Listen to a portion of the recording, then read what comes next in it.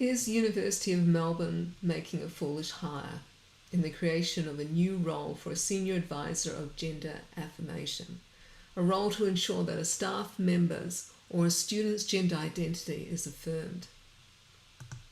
This week, University of Melbourne has copped a lot of flack for their advert, ridiculed from Sky News, Glinner, people on Twitter, papers like the Daily Mail, during a time when they've cut 450 jobs. They're advertising a job described as pointless, drain on funds, for something as self-indulgent and woke as policing of others to make sure they affirm students' and staff members' gender identity. I'm going to argue there's a very good reason why University of Melbourne is doing that. Firstly, it has to. The University of Melbourne, or UniMelb, has signed up to the AWEI, the Australian Workplace Equality Index. It's an audit. Member organisations pay to be audited against a benchmark or a set of criteria created by ACON. ACON is a trans lobby. It produces things like the transhub.org that promotes pharmaceutical products, and medical organisations and doctors that transition, medically and surgically transition young people to the appearance of the opposite sex in order for them to affirm their gender identity. So ACON is a trans lobby. The audit measures how successfully gender theory or gender identity ideology is embedded into that organisation and how they rank against other member organisations. One of the requirements for AWE is for a training and grievance officer, or in this case, UniMelb has called it the Senior Advisor for Gender Affirmation. So you'll note in the job description the Senior Advisor is a point of contact for a complainer, and there is some could be serious complaints of bullying, harassment, or actual discrimination. But you've also got something like concerning behaviours that's not defined. And the person in that role also acts as a reporting arm to an external organisation. So I'm going to give you a second reason why they're doing this. In January this year, the Victoria Change or Suppression Conversion Practices Prohibition Act 2021 came into play.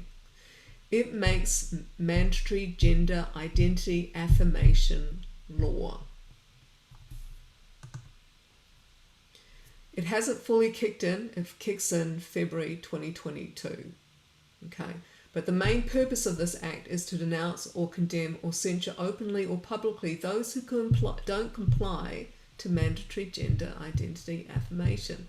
The act creates a civil response scheme within the Victoria Equal Rights and Human Rights Commission, and it's nicknamed the Commission.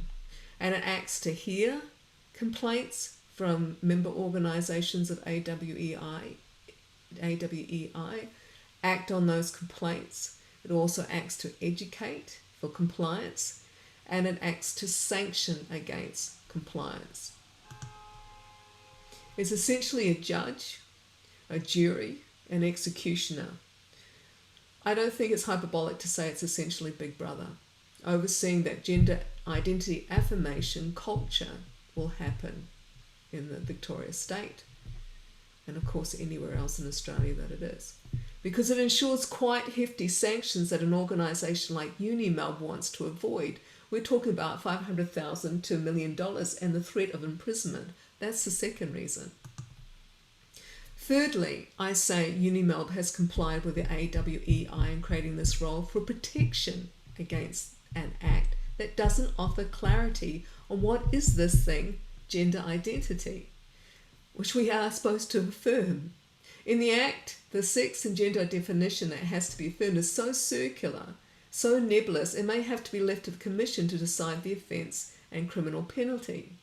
I would argue that this is a useful tool for increasing state power, and I suspect, therefore, it's by design, because it creates a situation where it works to have the Commission have the ultimate say in any situation, but the threat of sanctions means that an acceptable certification to the Victoria State Government may keep the Commission at bay. That's where ACON's diversity audit, the Australian Workplace Equality Index, comes in. Although ACON is a private institution, because the federal government, the Victoria state and local governments are signed up to AWEI, as of course are the schools and universities, it offers protection. So is Uni Melb's job advert seem silly now? If we go back to the role, I got a hold of Uni Melb's gender affirmation policy. When they're talking about concerning behaviour, if you remember that's in the job ad, some of that is compelled speech and the removal of gendered language. Overseas teachers and university professors like Rosa Friedman, Joe Phoenix, of course Kathleen Stock, and many professors and teachers, which I can't name them all, have lost their jobs over this and have not been protected at all from harassment, rape, violence and death threats, let alone cause them to lose their means of income. In the University of Melbourne itself, earlier in April this year, the same thing happened to Associate Professor Dr. Holly Lawford-Smith, where she was defamed, she was threatened. Security told her don't be on the campus because she's under threat. People who supported her were assaulted, bullied, doxed, followed, and nothing was done about it.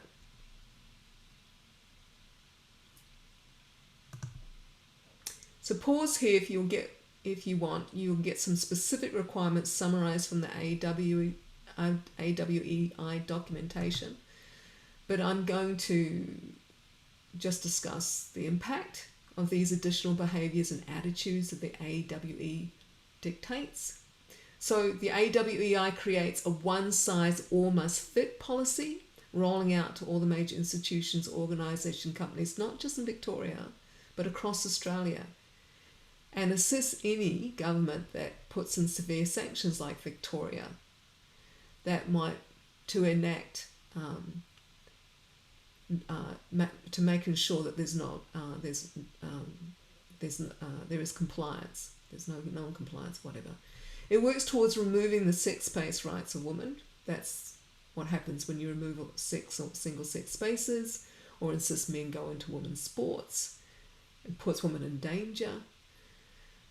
We've seen women and men in women's prisons, male rapists in women's prisons. I won't go into it, but it introduces compelled speech, removes gendered language. It grows the spread of the ideology through requirements for organisations to audit their third-party audits. People who are vendors and suppliers also need to be compliant, so it acts like a multi-level marketing of ACON's AWEI certification, and it requires member organisations to market and proselyte gender ideology, not just internally, but externally. It creates a special class of LGBTQIA through say, paid leave if they go and get any transition done. So, this job hire is to dob those in who don't comply to gender identity ideology, and that's part of the AWEI audit that UniMelb has signed up to. The audit provides some protection from the Commission of Victoria in the form of proof of gender affirmation compliance, because Victoria State Government signed up to this. It provides boots on the ground mechanism that ensures leadership is trained, experts are brought in to create policy, marketing, procedures, etc. They introduce compelled speech, remove gendered language, and control what can or cannot be said. Forget their stuff on free speech.